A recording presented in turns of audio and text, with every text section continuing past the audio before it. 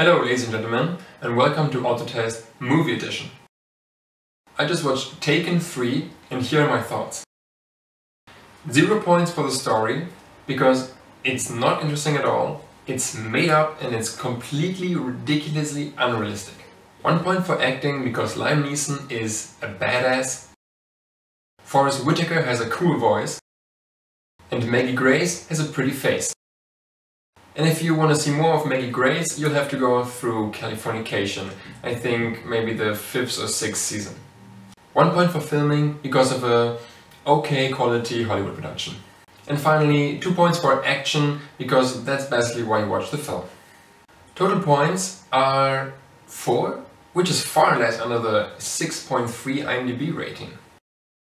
Why? Because even considering that it's just an action movie, there are so many much better ones out there. And I just think the people that are still threatening this family, they must be retarded. Rate and subscribe if you want to hear more movie reviews, and have a good day.